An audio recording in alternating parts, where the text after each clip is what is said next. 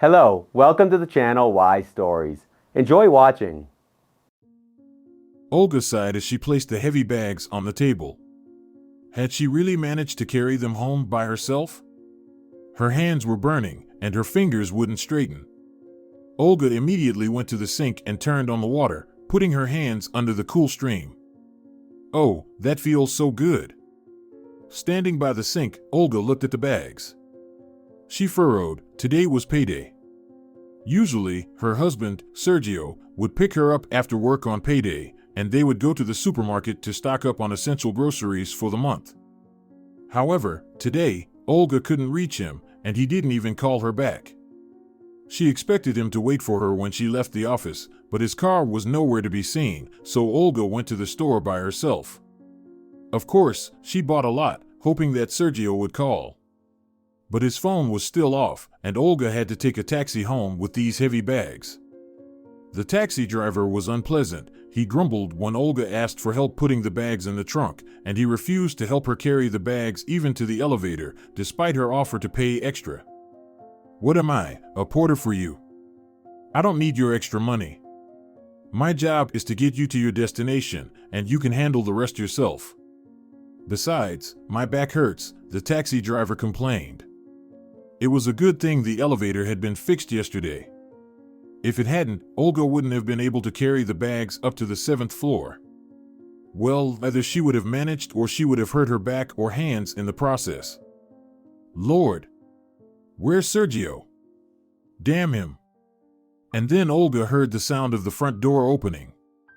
Well, there he is, finally. Sergio walked into the kitchen a minute later. His face showed calm and serenity, unlike Olga's expression. She looked at him, squinting, and said sarcastically, "Hello, you're right on time." Sergio looked puzzled at his wife, as if he couldn't understand what she meant. "Why are you giving me that look? Did you forget what day it is today? You were supposed to pick me up so we could go to the supermarket together, but you didn't answer the phone all day. I called and called, but nothing. What happened?" Sergio guiltily looked at the bags on the table. "Oh, I'm sorry, I completely forgot to call you. I had an urgent work assignment, and my boss asked me to handle it. I couldn't refuse him. I've been busy all day, and I didn't even check my phone. It must have run out of batteries." Sergio took out his phone from his pocket and exclaimed, "Yes, it's completely dead. I'm so sorry, I've had a really long and tiring day. Let's eat something, and we can plan our budget. Then I'll go to bed early.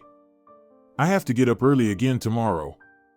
Sergio headed to the bathroom while Olga watched him suspiciously. Something didn't seem right. He looked too fresh and well-rested. Olga's thoughts turned to her suspicions about a possible affair. Olga had been closely observing her husband's behavior for a while now. They had been together for many years, and she had gotten to know him thoroughly. Any slight changes in his habits and behavior didn't escape her notice. He had been acting strangely for over 6 months, often disappearing somewhere. During those moments, he would meticulously choose his clothes and spend a long time in front of the mirror. Olga wasn't overly jealous to question him about his whereabouts every time he left. But when it happened more frequently, she couldn't help but ask, "Where do you keep going in the evenings?" "On business, Olga, on business. You know I'm a businessman. I have a lot of acquaintances I need to consult with. It's only thanks to this that I can successfully manage our finances," her husband would reply. By business, he meant his passion, which he had developed a few years ago. After they bought their apartment, they split their finances evenly, and Sergio started investing. Olga didn't understand much about it, but trusted her husband, so she allowed him to handle all their financial matters. In her family, it was normal, so Olga didn't worry. Sergio seemed smart and prudent. Every month, he would happily tell his wife how successfully he had conducted various financial operations, and Olga was pleased that her husband was so resourceful. According to his calculations, if they continued to invest a certain amount of money each month, they would have enough savings by retirement to do nothing but travel for the rest of their lives. Sometimes Olga would bring up the topic of children. They had decided not to have children right after their wedding. It was better to establish stability first. Going on maternity leave would mean they couldn't save as much, and raising a child would require additional expenses, which would hinder their ability to save money. Olga agreed, but as time passed and their financial situation stabilized, they still hadn't started planning for children. Olga, it's not the right time. We need a substantial financial safety net, you understand? I'm not sure yet if we're capable enough, it's not possible right now. That's how he would respond to her question about having a child, and everything continued as before. So, have you prepared dinner? Olga heard Sergio's voice coming from the bedroom. No, I'll let you know when dinner is ready, Olga shouted back. She gazed sadly at the bags and sighed. She felt tired today. In fact, she was tired of the constant hustle and bustle, budget planning, and weekly menu preparations. More and more, she just wanted to get her paycheck and enjoy it, go out to a cafe, have some delicious pastries, or go shopping. She longed to come home, put the money in one place, and not worry about dividing it into different piles. 10 minutes later, dinner was ready, and the couple sat down at the table. They ate in silence, each lost in their own thoughts. Olga didn't know what her husband was thinking, but his face showed such contentment. Clearly, she wasn't the reason for his happy smile. Olga again thought he had a lover. What if she was right? What if he really had someone else? Olga didn't want to believe it, but there were many signs pointing in that direction. After dinner, Sergio, rubbing his hands together, said cheerfully, "Well, let's get to it." This phrase meant they were going to plan their budget now. Olga cleared the table, and Sergio took out a thick notebook and a calculator from his desk. Olga suggested using a smartphone app for calculations, but Sergio insisted that all financial calculations had to be done on a calculator. These are not toys, Olga, this is serious business. Every month, Olga handed over her entire paycheck to her husband. He combined it with his own salary, and then he meticulously calculated in his notebook how much they needed for food, bills, daily expenses, and essential purchases or entertainment. Everything was written down. Sergio took all the remaining money for himself. He always put this money in a special account and then invested it. Olga had never seen the actual process. She trusted her husband completely. Initially, these monthly calculations brought them joy. They both felt the physical growth of their safety net. However, over time, this process began to feel routine. Now, Olga was starting to worry. Part of it was because she suspected him of infidelity. However, there were no clear pieces of evidence, and Olga hadn't sounded the alarm yet. The calculations took almost half an hour, and then her husband neatly stacked the money for their monthly savings, put them in his wallet, and declared, "Tomorrow, I'll deposit them in the account." Olga washed the dishes, tidied up the kitchen, and then took a shower. When she entered the bedroom, Sergio was already snoring, facing away from her. Yes, it had been a few months of silence in their bedroom. In fact, their passion and desire had faded for about a year now. They still made love, but it felt dull, quick, and routine. Olga would even say that their relationship had grown stale. Perhaps this was a phase that all long-term couples went through, but Olga believed it had happened too soon for them. She lay down in bed and immediately closed her eyes. She needed to put all her problems aside for tomorrow and get a good night's sleep. The next day, Olga finished work early and decided not to go home immediately. She had planned to go to the shopping center with her husband on the weekend to look for a winter jacket, but Olga didn't want to wait until Saturday. She tried calling her husband to let him know, but once again, he didn't pick up the phone. "Recently, you've become too busy, Sergio," Olga whispered to herself. She decided not to call him anymore. Why add unnecessary stress? Olga was sure she would get home before him. She went to a large shopping center with many stores. Sometimes, some of these stores had great discounts. Olga loved this shopping complex. When she entered through the main entrance, it felt like stepping into another world. Everything here was so festive, elegant, and sometimes quite expensive. She enjoyed the noise and the buzz of voices. Men and women were walking around, carrying bags filled with purchases. She wished she could also stroll around carefree, buying whatever she wanted. But usually, Olga only came here for a specific item from a specific store. Occasionally, she allowed herself to wander around the complex, peering into all the shops and pretending that she could buy anything. Sometimes she even tried on some expensive, luxurious items that were currently beyond her reach. Today, she felt like going into the first store. Olga sighed and merged into the crowd. She casually entered almost every store, one after another. Looking at the beautiful clothing, she sadly thought about the remaining portion of her salary, which her husband had invested. With that money, she could buy several very decent items. Maybe even that expensive handbag she really liked. Olga smiled lightly at herself while trying on the handbag. Oh, how good she looked with it! But she had nowhere to go with it. She and her husband rarely went anywhere, and it was too fancy for everyday use. Olga glanced into a store that sold winter jackets.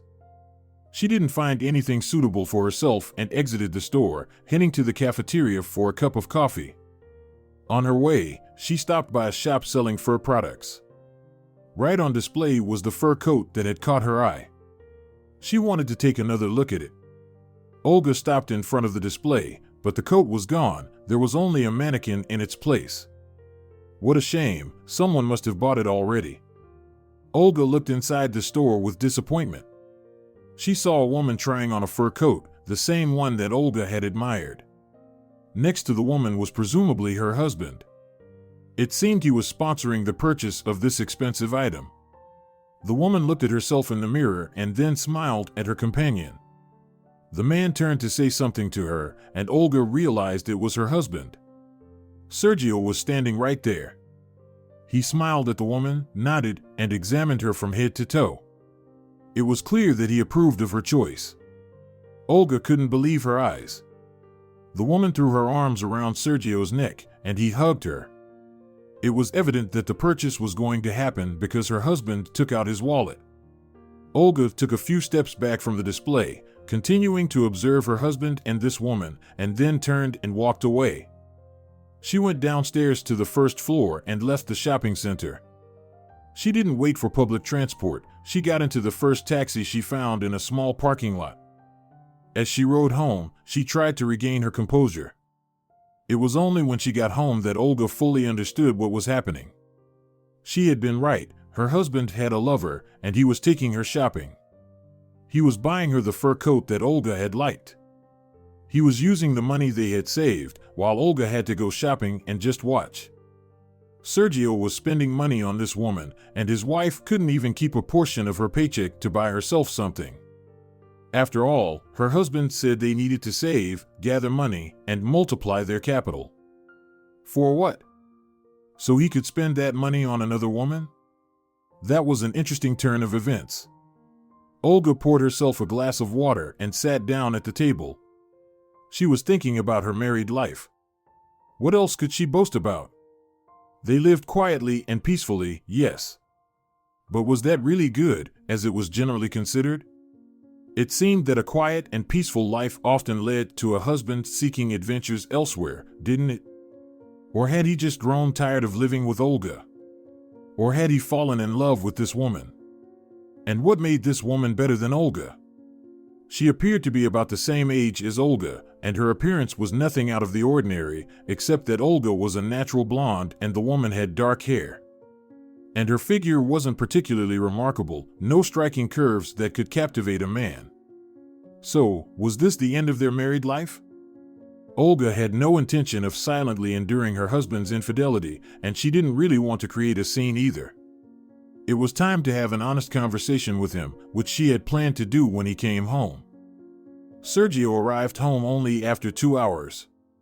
He calmly greeted his wife and said, "I was delayed again today. There was something very important and urgent." "Yes, very important. I understand. Such matters can't be postponed, and on this, I completely agree with you. It's better to take care of them immediately rather than being late, Olga retorted right away. Sergio frowned and asked, "What do you mean?" "Well, that's what I mean. Buying a fur coat is a very urgent matter. If you like a fur coat, you need to buy it right away, or someone else might. Just like what happened to me. I really wanted that fur coat and often came to look at it. And then I came, and, poof, some other woman was trying it on. And her man was buying her that fur coat. That's it. I don't have my favorite item anymore, the one I had my eye on for so long. It's such a disappointment, don't you agree?" Sergio turned even paler but didn't say anything. He just stared at Olga. Olga watched him for a few minutes and then turned away to pour herself some coffee. Finally, Sergio broke the silence. "Did you see us?" Olga turned to him again. "Did you think I was telling you about a scene from a movie? Of course, I saw you, and I saw everything very clearly. I believe it's better for you to tell me the truth, as I already understand everything. I hope you have the courage not to lie to me. I think I deserve to know the unvarnished truth, don't you?" Sergio sighed, his face regained its color, and he wasn't as scared as he was at first. Evidently, he realized Olga wouldn't make a scene.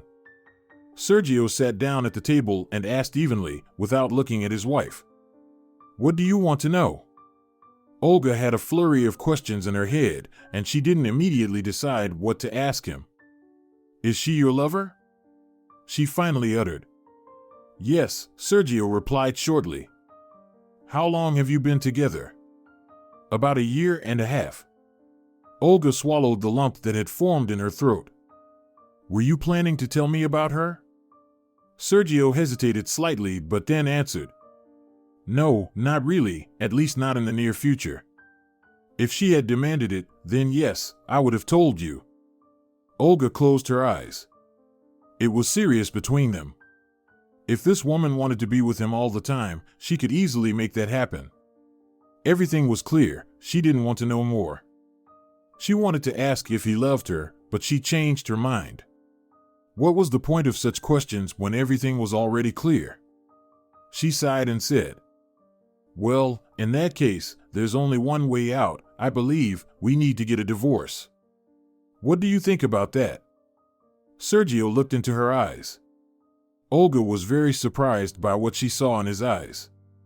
There was no regret, sorrow, or unhappiness. There was fear, a certain kind of fear, not the fear of losing his wife, but something else. Olga couldn't understand why Sergio reacted this way. At first, she thought he didn't want to lose his family, but then Sergio said, "Yes, maybe that's for the best. If you want to, let's get a divorce." Olga understood that this was the end. It hurt, but it was better to be alone than with a husband who was unfaithful. She couldn't say she felt great love for Sergio, but they had lived together for years, and everything had always been good between them. They satisfied each other in bed, although the passion had faded recently. Perhaps that's what happens when love starts to wane. She would have continued to live with him since everything was fine with her.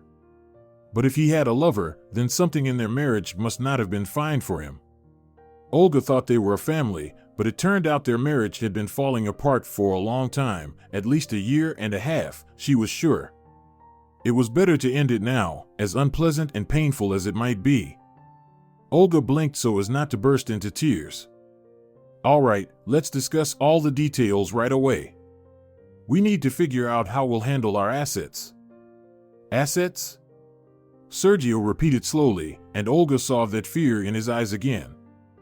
"Yes, assets and our money," Olga confidently replied. "Money?"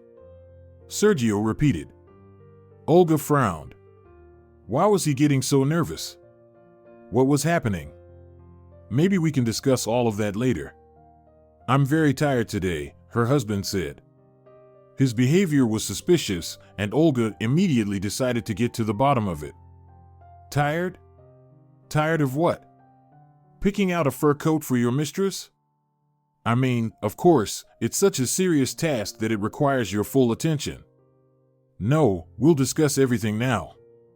Besides, there's nothing to discuss. I've already found the optimal solution." Even two. All you have to do is choose. We don't have children, which simplifies the divorce process. We just need to divide the apartment and the money. Here's what I propose. I'll keep the apartment, and you can have all the money we've saved. Or, conversely, you keep the apartment, and you give me all the money. Based on my rough estimates, since you don't show me your financial records, there should be enough savings for me to buy a similar apartment. I believe this is the fairest way, and it won't take us much time to finalize the divorce if we agree on everything amicably. Olga looked at Sergio questioningly, but he turned even paler. Olga started to suspect that something was off. Why are you silent? Don't know which option to choose? Well, take until tomorrow to think about it, and then let me know. But there's no point in taking too long. I don't mind which option you choose, I'm fine with either. There's no need to think, unfortunately, we only have one option. I wanted to tell you, but I didn't know how. You see, we can only split the apartment in half, and that's it. We don't have anything else, Sergio slowly explained. What do you mean, just the apartment? What about the money? Do you want us to go through the court for that? You realize that I'll still get half, but all of this will only prolong the divorce process, Olga said angrily. She thought he was trying to make it difficult for her, but what Sergio said next was something she never expected to hear. We have no money. We won't be able to divide them because there are none left. I lost everything, Olga. We lost everything. I made a bad investment, and I lost all our savings. I'm sorry, but I didn't know how to tell you. Olga jumped up from her chair, leaned on the table with her hands, and leaned over her husband with her whole body. What? Are you joking? How is that possible? Do you realize what you've done? Those were all our savings. Every month, I gave you my entire salary. I sacrificed so much for us. You never even bought me any extravagant gifts, and I was okay with that. I hoped that soon we'd be able to afford everything. I trusted you, Sergio. What have you done? Sergio shrank back. He looked at his wife cautiously, expecting her to attack him physically, but Olga only pounded her fists on the table. When her hands began to hurt, she slumped back into her chair. Now she couldn't hold back her tears. It was so unfair and cruel. She had hoped that by saving money every month, she was securing her future, but now all the money had vanished into thin air. Her husband turned out to not be as smart as she thought. After a few minutes, she managed to say, I'll never forgive you for this. You not only ruined my life today, but also destroyed all my hopes for a better future. Sergio remained silent, and Olga glared at him with anger.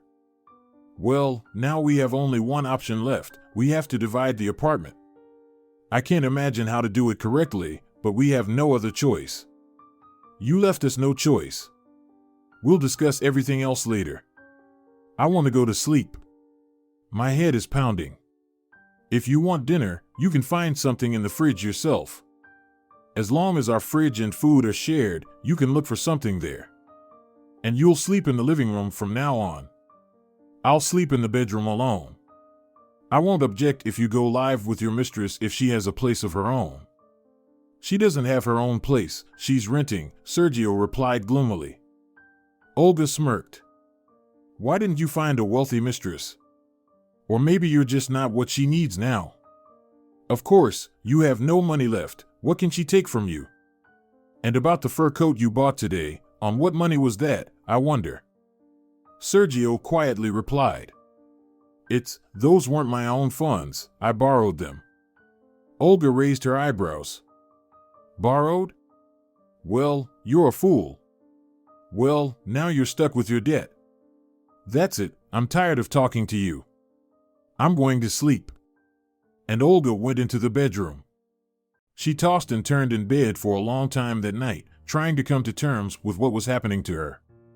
In just one day, she had lost everything, her family, her husband, her money, and almost her apartment because now they would have to share it. She was afraid to imagine what would happen to her next. Olga and Sergio divorced quickly. Olga couldn't wait to start living separately from Sergio. During the entire divorce process, he continued to live with her in the same apartment. Olga didn't understand why he didn't move in with his mistress. As soon as they received their divorce certificate and property division documents, he packed his things and moved out.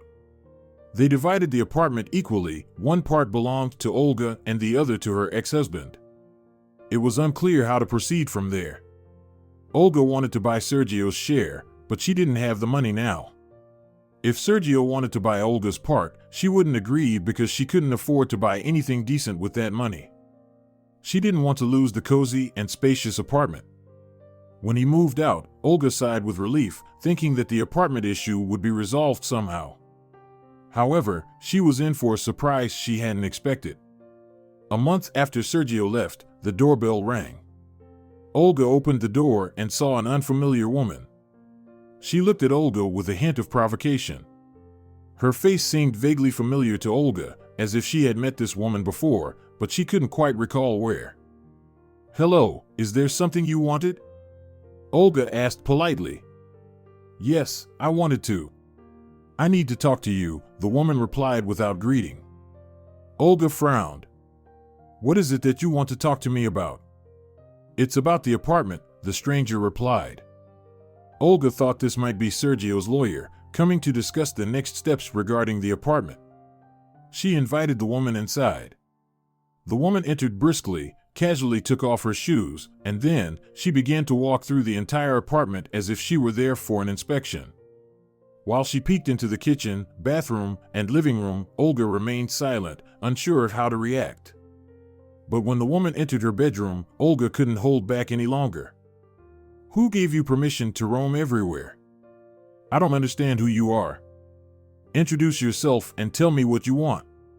Was it my ex-husband who told you to come here?" Olga said angrily.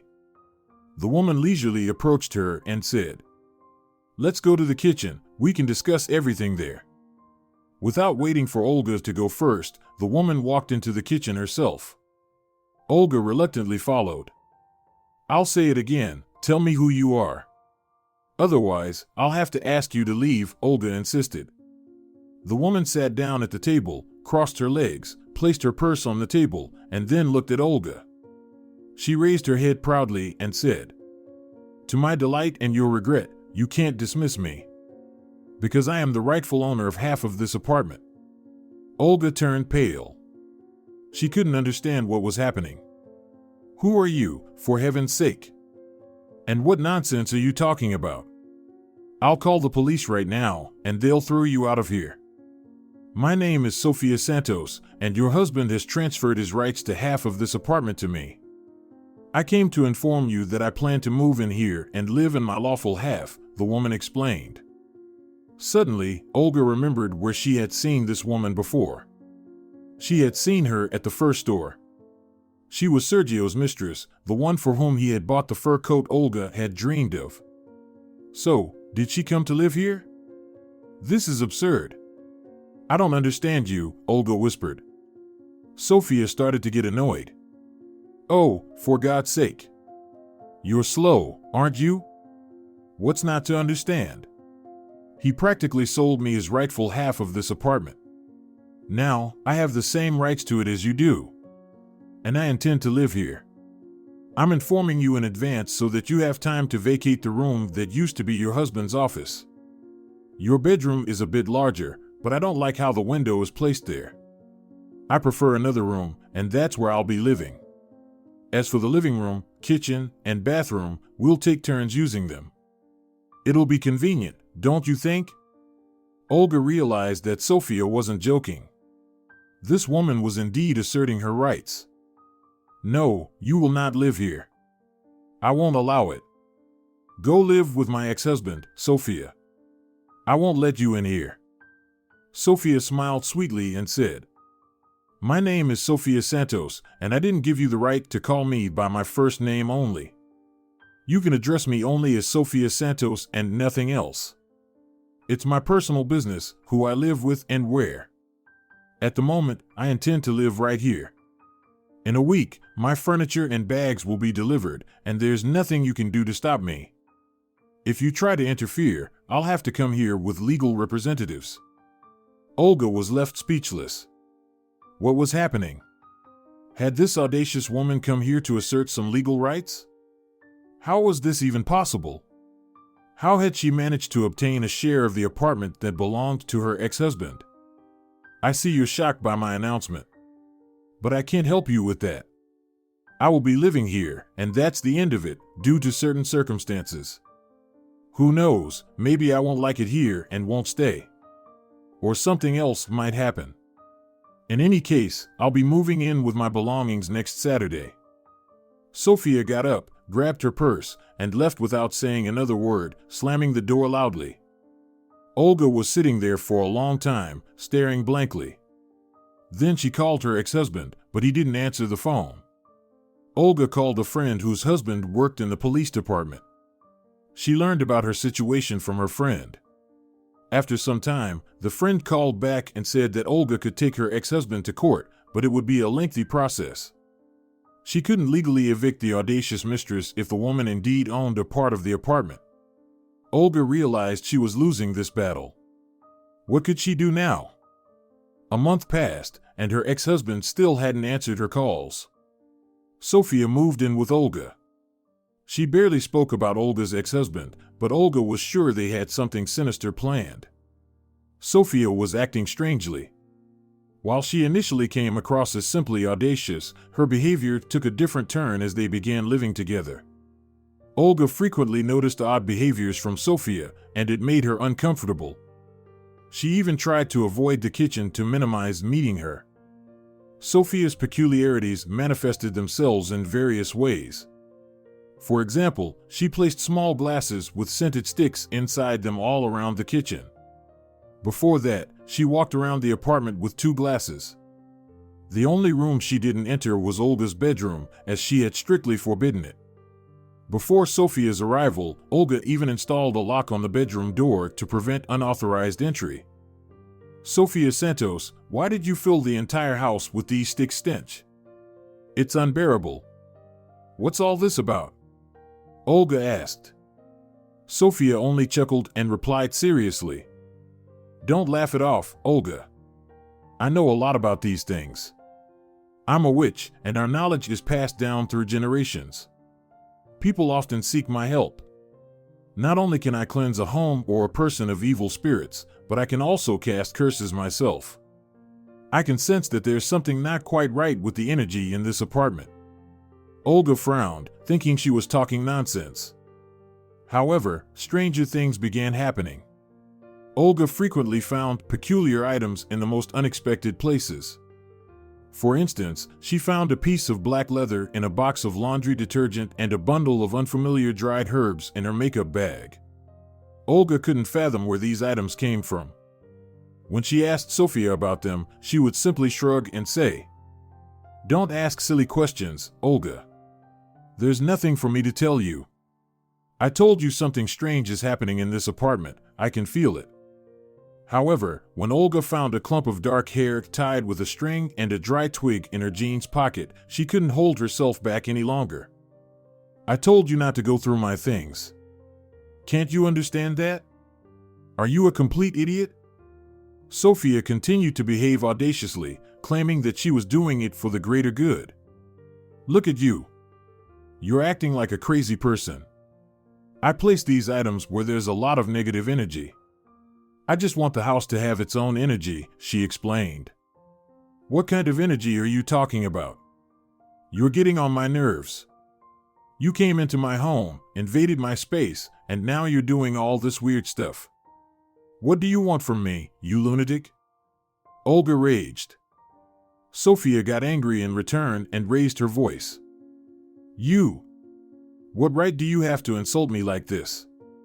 I do as I want. And if you want to get rid of me, sell your share and go your own way.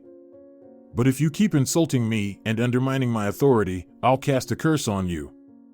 Yes, don't look so surprised. It's the plain truth. I can do anything, and I will if you provoke me.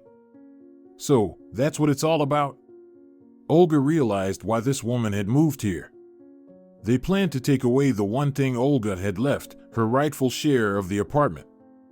Sophia had been sent by her ex-husband to execute their plan, or perhaps Sophia herself had devised this scheme and persuaded Sergio to transfer his part of the apartment to her.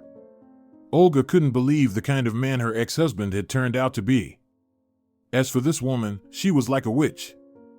Olga needed to be cautious around them. She was slightly scared of everything that was happening. What if this woman could actually do all the things she claimed? Her strange actions spoke for themselves. What if she was genuinely leaving these bizarre items to cast a curse on her? Olga didn't believe in any of this, but what if it were true? What if they were planning something terrible? She couldn't show her fears to this witch. She needed to approach this differently and come up with a plan. Olga laughed as naturally as she could, even though it was quite challenging. What nonsense are you talking about? What curse? I don't believe in all this. It's just made up to scare people. Impressive people believe it and come up with even more nonsense. But I'm not one of those people. I'm a rational person, and I couldn't care less about your words. You're just a foolish woman, that's all. You won't scare me, and you won't make me voluntarily sell my share of the apartment, no matter how hard you try. Sophia turned purple with anger and rage. She didn't expect such an aggressive response from her former lover's ex-wife. Oh, you don't care? Well then, let's see how you react after I prove everything to you. Since you've spoken to me this way, remember this, I won't be nice to you anymore. I offered you a peaceful solution and wanted to settle everything amicably, but you started this. How dare you laugh at me? I won't let this go. Get ready. And Sophia stormed off to her room, leaving Olga deep in thought. Perhaps she should be cautious of this woman. If she and Sergio were planning something, Olga couldn't trust them, and she needed to protect herself somehow. Then Olga pondered something else. What if her ex-husband hadn't been entirely truthful? What if he hadn't lost all the money they had saved together over the years? What if he was just trying to pocket everything for himself? And now he wanted to claim the apartment too? It could be true. Olga realized that Sergio and this woman were capable of anything. If this were true, Olga needed to start worrying. She didn't believe that her ex-husband's mistress was truly a witch or a sorceress, as she claimed. However, she could be a criminal who would stop at nothing to achieve her goals. Her eyes reflected malice and greed. Yes, there had to be more to her constant presence next to Olga than just acquiring a share of the apartment.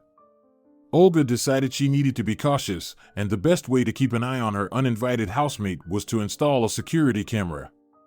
This would allow her to monitor Sophia's actions and have evidence in case it was needed. The cost was high for Olga, given her current situation, but she believed it was worth it. When Sophia was not at home, the technician installed the camera, and it took about 20 minutes to complete the task. Olga was anxious that Sophia might return unexpectedly. To cover their tracks, they had prepared the story that they were there to check the utility meters. Olga had warned the technician about this, and everything went smoothly. The camera was placed in the kitchen, and Sophia remained unaware of it. Later that evening, while Olga was preparing dinner, Sophia suddenly appeared. She brewed herself a cup of coffee and leisurely sipped the hot liquid, keeping a watchful eye on Olga. Olga grew annoyed and said, "Why are you staring at me? Got nothing better to do?" "I want to, so I'm looking. I'm just as much the mistress of this place as you are. There's no need for you to dictate where I can look and where I can't," Sophia replied. Olga didn't respond. While she was cooking dinner, she kept a watchful eye on Sophia, who occasionally cast a penetrating gaze at Olga's coffee cup. It looked suspicious. Olga finished her dinner, and Sophia continued to sit nearby, engrossed in her phone. However, she occasionally glanced at the cup on the table. Olga washed her dishes and then decided to leave the kitchen to see what Sophia would do in her absence. She went to the bathroom, closed the door, and turned on the water. She spent a few minutes washing her hands before exiting the bathroom. Sophia was still seated in the kitchen, looking content. Olga picked up her coffee cup and said, "You're bothering me. I'll go enjoy my coffee in my room," and she left, taking the cup with her. Sophia remained in the kitchen. Olga locked herself in her room and opened her computer. She found a program that allowed her to access the camera's recordings. The footage was stored for a total of 48 hours, as the technician had mentioned. Olga decided to rewind the recording by 10 minutes. She played it back at a slightly accelerated speed. After a few minutes, she saw something that shocked her. Sophia had waited for Olga to enter the bathroom and then immediately approached Olga's coffee cup. From her pocket, she took out a small packet containing bright blue capsules. Sophia opened one capsule and emptied its contents into Olga's coffee. Then she put the packet with the capsules back into her pocket. Sophia picked up a sushi stick and stirred the coffee thoroughly before sniffing it. Apparently, she was satisfied with the result. She broke the stick and put it in her pocket as well before returning to her seat. Olga stared at the coffee cup in horror. It was a nightmare. She had added something to her coffee. She wanted to poison her. Olga covered her mouth with her hand to stifle a scream. What should she have done now? Olga watched the recording again and again, at least 10 times, until her fear and shock subsided. During the watching of that scene, she finally regained her composure. She had to take action. She wouldn't let these two schemers, her ex-husband and his mistress, deceive her or harm her in any way. Olga decided that she would outsmart them and get what she deserved. First, she saved the recording by sending it to her work email and saving a copy on her computer. After thinking for a few minutes, she also copied it onto a flash drive. Now, she had 3 copies of the recording stored in different places. That was a good start. Next, Olga considered what to do with the poisoned coffee. She certainly wouldn't drink it, but how could she make Sophia believe that she had consumed every drop? And what had Sophia added to the coffee? It probably wasn't lethal. They wanted to scare Olga rather than kill her. Or perhaps they wanted her to get sick without knowing the cause. Olga relied on her intuition. She looked at the coffee cup again and whispered almost inaudibly to herself, "Unbelievable, how can this be happening to me? It's like I'm in a thriller." Then, Olga pulled herself together. She couldn't let herself relax. She needed to act, and she needed to do it right now. She surveyed her surroundings. How could she dispose of the poisoned liquid without arousing suspicion? Sophia would notice whether Olga left the room with an empty cup or not. She examined everything closely. And then she spotted an almost empty bottle of body lotion on the shelf. Olga decided to use it.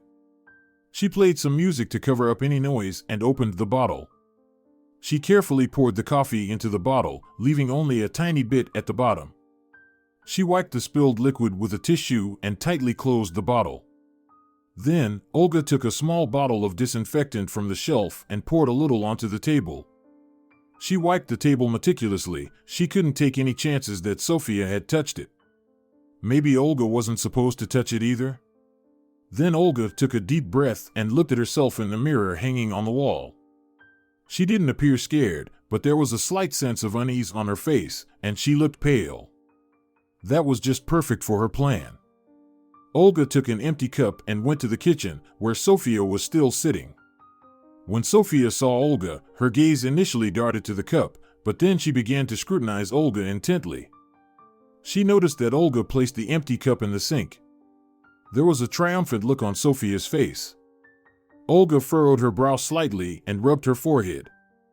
"I think I put too much coffee in the cup. I drank it, but my heart is pounding and I have a headache. Maybe I'm getting sick? I feel some strange weakness in my body. I think I'll go to bed early tonight. Hopefully, I'll feel better by morning," Olga said. Sophia didn't say anything. Olga returned to her room, and immediately she approached her computer. She saw Sophia do a couple of dance-like moves, clearly celebrating that her plan had quickly gone into action. Then, Sophia turned on the tap in the sink, as if to wash her hands, but instead, she directed the stream of water into the empty cup to wash away the remnants of the poisoned drink. After that, Sophia went back to her room. Olga couldn't sleep all night, and when she did, she had nightmares that kept waking her up. By 6 in the morning, she couldn't sleep anymore. She couldn't stop thinking about her predicament. How had she ended up in such a situation? Her life now resembled a comedy, a circus, and even a detective story. All that was missing were spectators watching with interest and laughing at particularly amusing moments. Olga hoped for a happy ending. She had no use for drama. At 7 o'clock, Olga got up to get ready for work. Sofia immediately came to the kitchen upon hearing Olga's movements. "How are you feeling?" she asked Olga. Olga looked at her, surprised that Sofia was showing interest. Before this, Sofia couldn't have cared less about Olga's well-being. Had she been waiting for Olga to feel worse, or was she genuinely concerned? And what were those capsules? Why do you care? You'd probably be thrilled if I felt worse. I'm not feeling well. Are you happy now? My heart is pounding, and I have a headache. Maybe I'm getting sick. I feel weak. I think I'll go to the doctor today. It might just be a cold, and I need some rest, Olga said with a smirk. Sofia shrugged irritably. It was clear she wasn't pleased with Olga's condition. "Oh, come on, I don't need this. I'm concerned about my health." "If you're sick, I might need to take precautions," Sofia replied.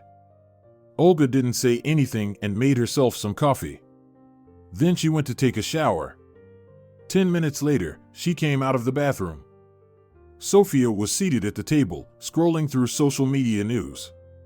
Olga picked up her dinner plate and coffee cup and headed back to her room. She was enjoying her food while reviewing the video camera footage. 15 minutes ago, Sofia had repeated the same capsule trick, pouring the poison into her coffee. There was nothing else noteworthy in the recordings for the day. Olga made copies of Sofia's actions once again, ensuring they were saved in 3 different places. Then she deleted the other unnecessary recordings and stared at the coffee cup again. Next, she took an empty body lotion bottle from her bag. She often carried it with her to work. Olga emptied its contents into the toilet, rinsed it thoroughly, and then poured all of the poisoned coffee into the empty bottle. She was ready to continue her act. Olga walked into the kitchen, and Sofia watched her with interest. This time, Olga didn't say anything, but she had a look on her face as if she were feeling unwell. Near the sink, she staggered slightly and accidentally bumped into an empty cup on the table. The cup fell to the floor but didn't break. Olga stared at the cup in confusion and said nothing. Sofia furrowed her brow and looked closely at Olga. "What's wrong with you? Are you feeling unwell?" Sofia asked. Olga rubbed her eyes and frowned. "Yes, I'm not feeling good again. Maybe I've fallen ill after all." Sofia opened her mouth to respond but couldn't find the words. Olga silently went to her room, moving very slowly. She calmly went to sleep, confident that Sofia had taken the bait. The next morning, Olga went to work as usual. This time, Sofia didn't get up in the morning to check on Olga's condition. Olga finished her work and then informed everyone that she would be going to the hospital for a week. She called her doctor and informed him that she would bring her belongings to the hospital in the morning. Olga calmly drove home, preparing for the 3rd act of her performance. When Olga arrived home, Sofia immediately came out of her room. She carefully observed Olga but said nothing. Olga changed her clothes and went to the kitchen. She brewed herself a cup of regular coffee and sat down to drink it right in the kitchen.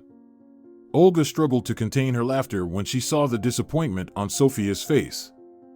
The woman realized that Olga wasn't going to leave the apartment.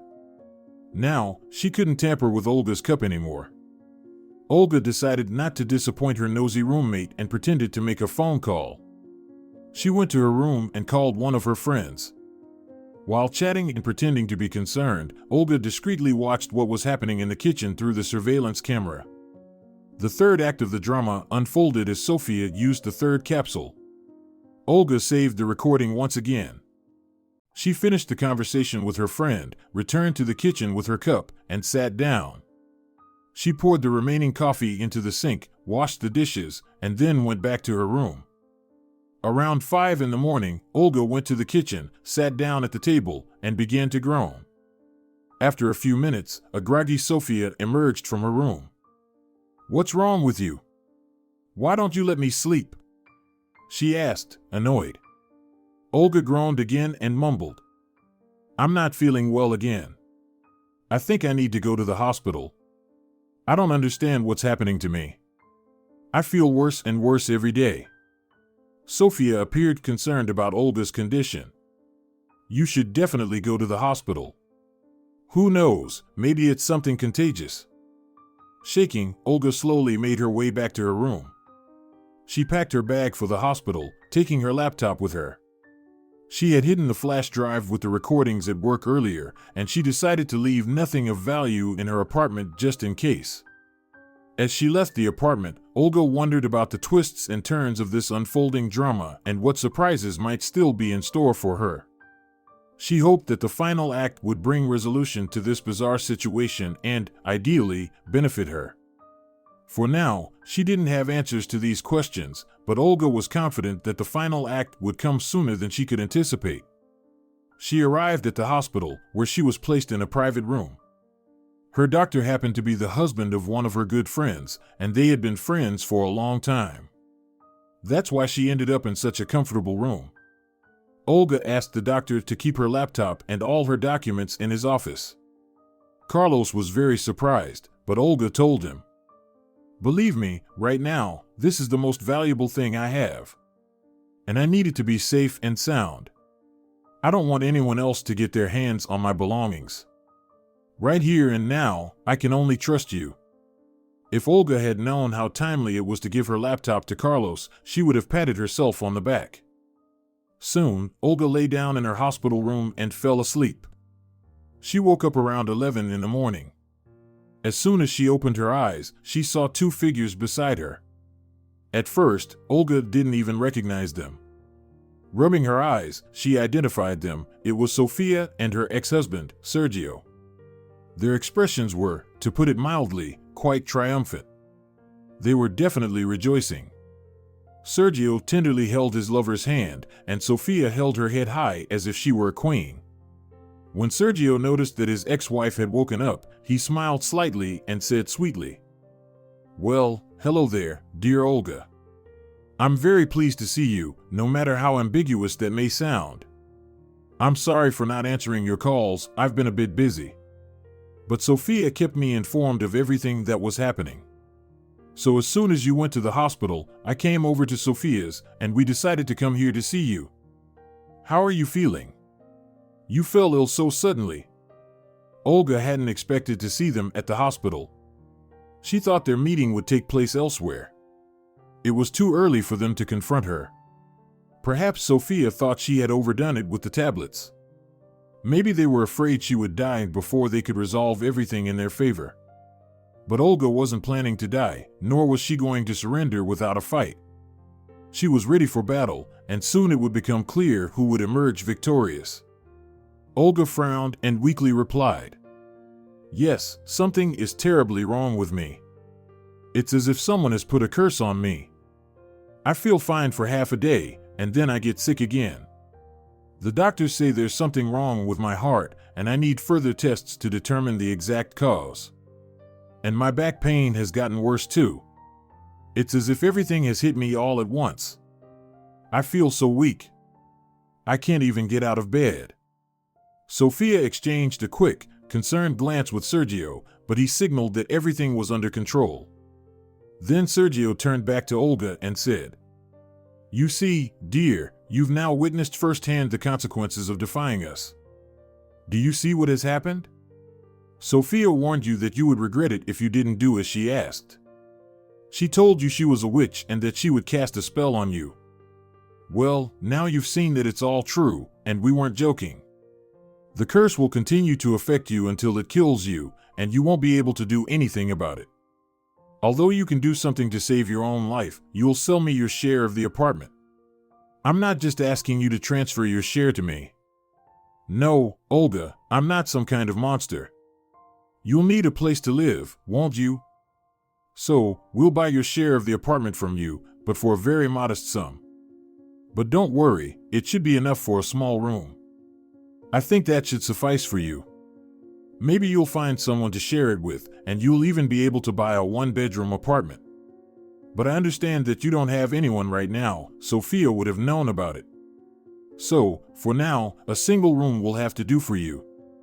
But as soon as you sign the contract, Sophia will remove the curse, and you'll be healthy and full of energy again. So, what do you think of this arrangement? I believe it's quite fair. Don't you agree? For good health, one must pay a price, and you'll pay it to us. Are you ready to sign the papers? Olga listened to her ex-husband and was amazed at how calculating he was. They had come with the expectation that Olga would immediately sign the necessary papers. Naturally, she would start feeling completely healthy tomorrow as the effects of the poisonous pills would cease. And she wouldn't receive any more doses. How calculating and greedy these two were. They were cut from the same cloth. For so many years, Sergio had hidden his true nature, but now Olga saw his true face. It was lit with greed and triumph. He wanted power and humiliation to take and destroy. And right now, he looked so happy. Olga had never seen him so happy before. All these years, she had lived with someone who pretended to be someone else. The person she had wanted to see in him. Olga realized there was no point in pretending anymore. She pushed herself up in bed and sat more comfortably. Her face immediately took on a different expression. She squinted her eyes and asked, I have only one question. How does Sophia Santos, plan to lift the curse? Probably with red capsules, right? Sophia paled and looked at Sergio. The smile froze on his face. Well, it makes sense, doesn't it? If you poisoned me with blue capsules, then the antidote would be red ones, wouldn't it? Oh, why am I so silly? You're not planning to give me an antidote. You'll just stop slipping the contents of those little blue pills into my coffee, right? And I'll immediately start feeling better. And I'll believe that I was indeed cursed by Sophia Santos, the great witch in the 7th generation. But before that, I'll sign your prepared contract, and you'll pay me the promised pennies. And you'll get the apartment, and I'll be out on the street. Is that right? You'll celebrate your triumph, and I'll spend my life in a small room. Maybe I'll even drink myself to death, which should delight you. Well, why are you silent? Did I get it all right? Or are there some inaccuracies? I might be mistaken about some details, but overall, I'm right, aren't I? Sergio turned purple with anger, and Sophia turned pale. They both breathed heavily. Sergio's lover was ready to pounce on Olga and scratch her throat, strangle her, beat her. But then Sergio regained his composure. He grabbed Sophia's hand and said angrily, What nonsense is this? You're delusional. It's all in your imagination. There's nothing of the sort. There were no tablets. It's just the effect of the curse. And no one will believe you. Olga laughed. For the first time in a long time, she felt so confident. Fear was evident on the faces of the two lovers. They were clearly afraid. So, there was something they should be afraid of. So Olga was on the right track. Olga crossed her arms over her chest and said, Do you think I'm a fool? I saw all of this. I know that Sophia was putting tablets in my coffee. Do you think I drank it? No, of course not. I realized right away that your lover didn't just show up here for no reason. I immediately figured out that you were up to something. I just couldn't understand exactly what exactly. And then it all fell into place. I understood everything. I already knew that I wouldn't allow myself to be deceived any longer. Sergio was furious. He didn't expect his ex-wife to find out everything. You won't prove anything. If you tell anyone, we'll deny everything, and no one will believe you. You'd better not delay and sell us your share, he whispered angrily. But Olga only smiled in response. My dear, I can prove everything. I have a video recording of Sophia putting tablets in my coffee. I have all 3 recordings. I anticipated that you might come up with something like this, so I installed a surveillance camera in the kitchen. Oh, I see you're surprised and scared. Well, that's very good. And don't even think about searching my room or the entire apartment. Of course, you'll find the camera, but I've saved all the recordings in 3 different places. You won't find anything at home, and besides, one copy is already with a friend of mine who happens to be an investigator. I've already filed a report, and it's signed by me. If anything happens to me, the case will immediately proceed, and both of you will end up behind bars for good. Do you understand everything, or should I call my investigator friend to confirm what I've said? Well, should I call him? Sergio and Sofia were completely stunned. They hadn't expected this turn of events. Their plan had collapsed like a house of cards. And it was Olga herself who had destroyed it, now looking at them with mockery. For a while, Sergio contemplated how to extricate himself from this situation with minimal loss. He looked around but didn't see his ex-wife's laptop anywhere. Olga was delighted that she had entrusted it to the doctor for safekeeping. Finally, Sergio decided that he needed to act very quickly, or Olga might come up with her own version. Fine, you win. We'll leave immediately and won't show up here again. Sofia will retrieve her things from the apartment and move out. You can return to the apartment without any worries. We won't bother you anymore. Just give us that recording and take back your report. Olga raised her eyebrows in surprise. Are you taking me for a fool again, Sergio? You know I'm not like that at all, or have you completely lost your mind? Sergio spat on the floor with contempt and hissed. So what else do you want, then? You want me to give you my share of the apartment? Is that what you want? Did I guess it right? Fine. You've got what you wanted. We'll give you the whole apartment. I don't want to have anything to do with you anymore. I've never met a more disgusting woman than you. We'll sign the contract, and then you'll give me all the video recordings. But this time, Olga shook her head. No, Sergio, I don't need that apartment. I want something completely different.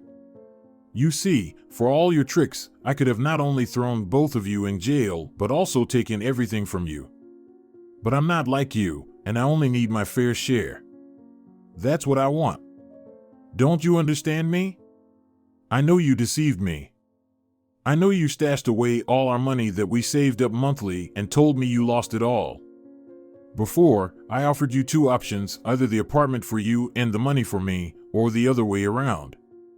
But now, I only want my money, and I'll give the apartment to you completely. I don't need it anymore. It holds too many unpleasant memories for me. I won't be happy living there anymore. You and your Sofia Santos defiled it. Now you can live there alone. You can even keep everything that's in it.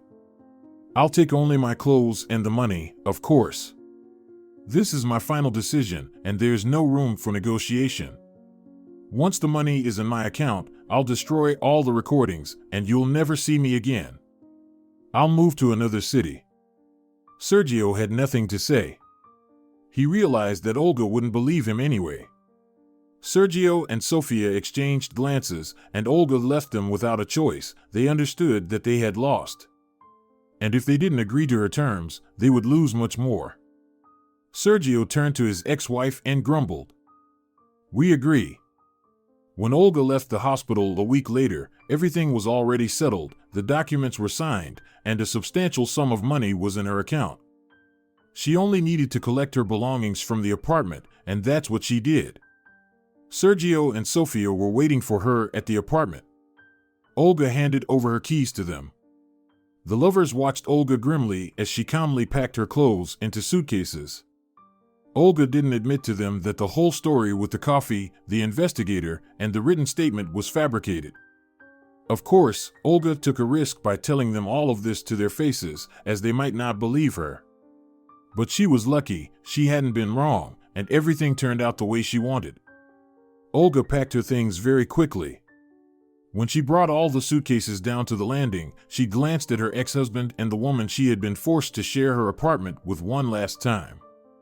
These two had almost turned her life into a living hell. And Olga considered herself fortunate that it had all ended this way.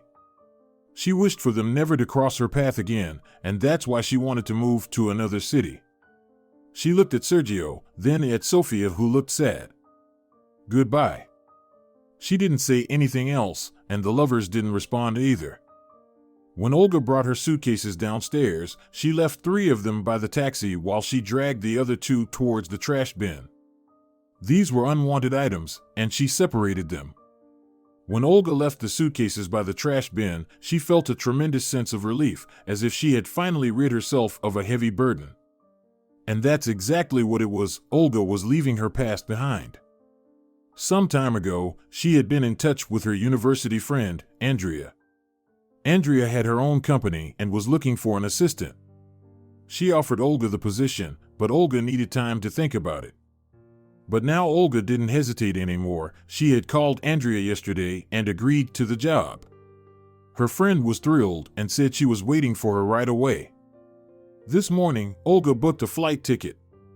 She planned to go directly to the airport from here to start her new life in another city.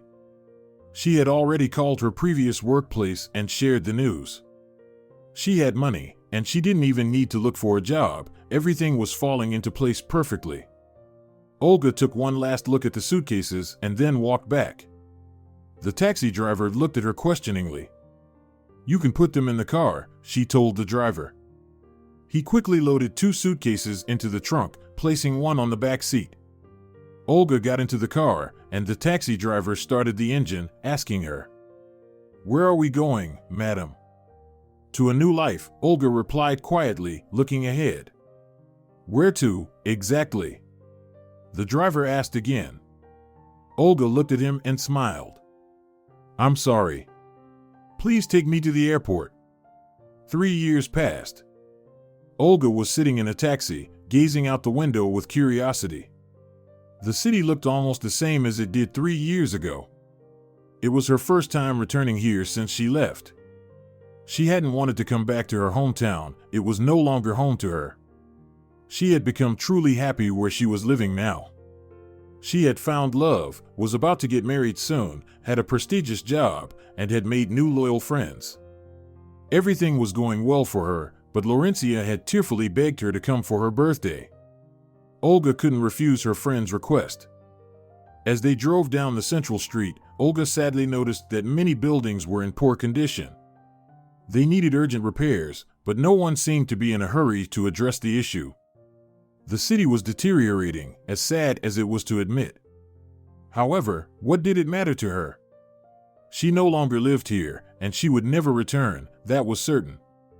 They arrived at the designated building, and Olga paid the taxi driver generously, leaving her suitcases by the bench. "I can help you carry them to the apartment," he politely offered. But Olga shook her head with a smile. "No need, my friends will meet me." "Thank you. Goodbye." The driver bid her farewell politely and drove away, leaving Olga sitting on the bench.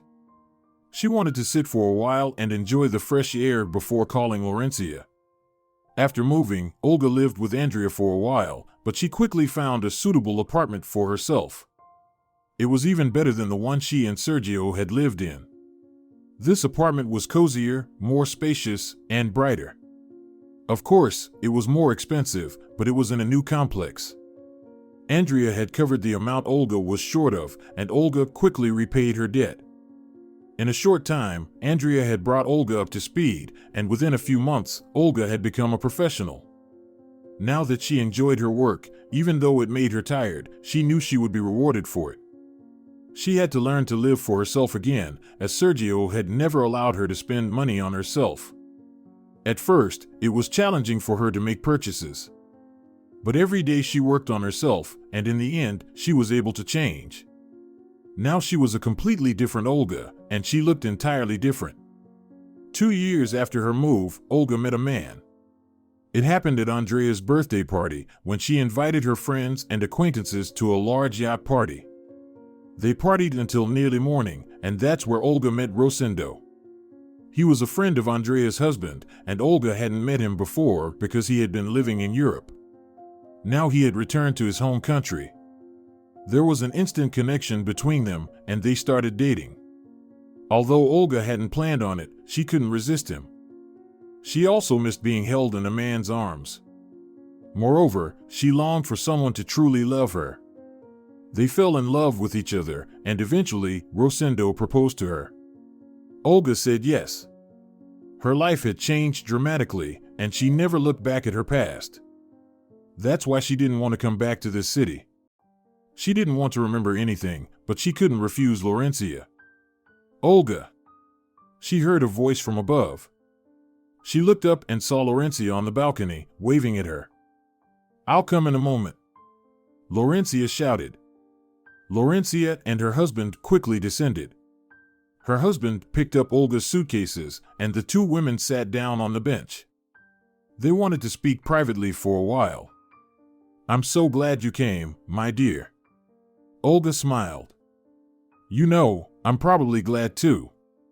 "I needed this," Laurencia replied. "How are things with Rosendo? He hasn't run away from you yet?" Laurencia joked. "No, not at all. In fact, he proposed to me, and we're getting married soon. When we set a date, I'll invite you and your husband to the wedding. Will you come to my wedding, Laurencia? Promise that you'll be there with me at such an important moment."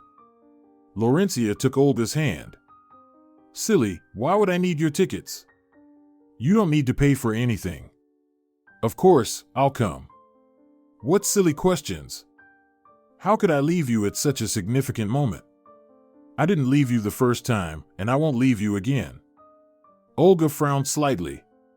When Laurencia mentioned Olga's first marriage with Sergio, she immediately bit her tongue. Why did she have to bring that up? Olga had asked her not to mention Sergio or tell her anything about him. "I'm sorry, Olga, I forgot," Laurencia apologized. "It's okay." They both fell silent, lost in their own thoughts.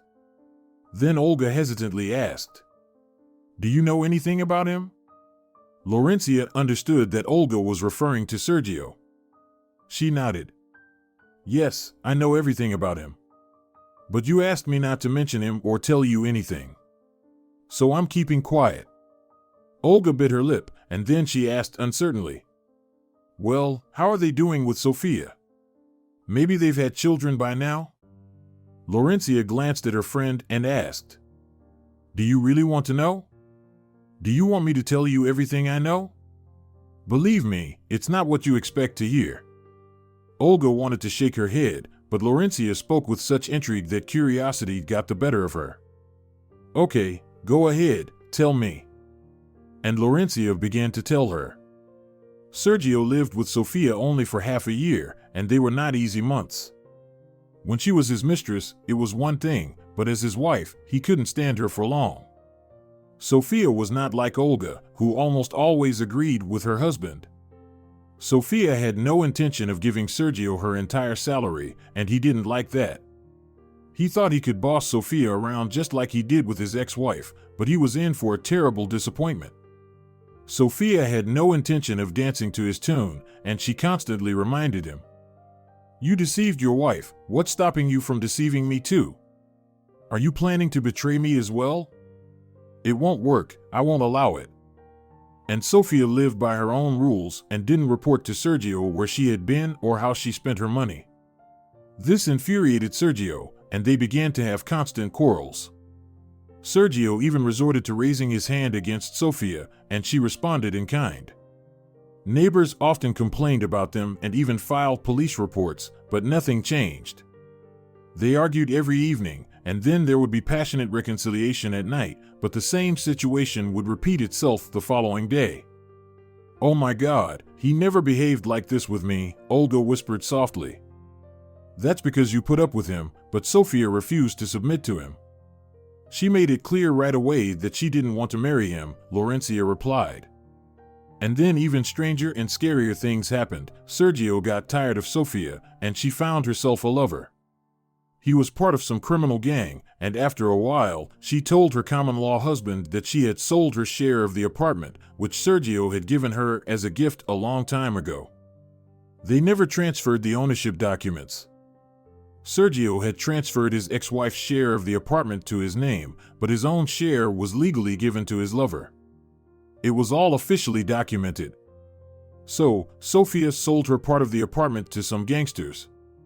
She moved in with her new lover, and Sergio was left alone with two large gangsters who came to live with him instead of Sofia. Oh, he had to endure so much. Until these gangsters kicked him out of the apartment, he didn't calm down. Sergio practically gave away his share of the apartment for next to nothing. Good Lord! Olga exclaimed. Sergio managed to buy a tiny room with that money. It was a tiny space where there was hardly any room for furniture. He still lives there. He constantly argues with neighbors who bang on the walls every time he's just talking on the phone. The soundproofing in the apartment was excellent. Sergio works, but is slowly deteriorating into alcoholism. He believes his life has been a failure because he kept encountering the wrong women. He still thinks he'll meet his true love, who will unquestionably obey him and fulfill all his desires. Olga shook her head. I hope he never meets such a woman. I wouldn't wish that tyrant on any woman in the world. How do you know all of this? My husband keeps in touch with him. He told me everything, Laurencia replied. They fell silent. Then Olga spoke softly.